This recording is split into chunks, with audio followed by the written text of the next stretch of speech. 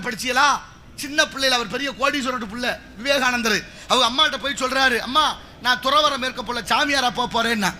உடனே அந்த அம்மா ஒண்ணுமே சொல்லலை, மறுப்பு சொல்லலை, ஆமான்னு சொல்லலை. இப்போ அந்த பக்கத்து அறையில் ஒரு கத்தி இருக்கு எடுத்துட்டு வான்னா. பக்கத்து அறையில் ஒரு கத்தி இருக்கு எடுத்துட்டு வான்னா அங்கே போன ஒரு கத்தி எடுத்தாந்து கொடுக்குறாரு.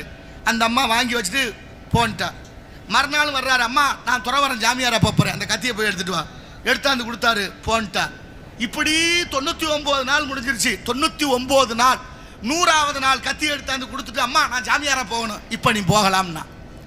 100 நாளா எடுத்தாந்து கொடுக்குறேன், இவ்வளவு நாளா என்னை போக சொல்லலை, ஏன் இப்போ சொன்னேன்னு கேட்குறாரு ஐயா விவேகானந்தர். அவங்க அம்மா சொன்னா, நீ கத்தியை எடுத்துட்டு வரும்போதெல்லாம் கத்தியோட முனைப்பகுதி என் பக்கம் இருந்துச்சு, அடிப்பகுதி பாதுகாப்பான பகுதி உன் கையில் இருந்துச்சு.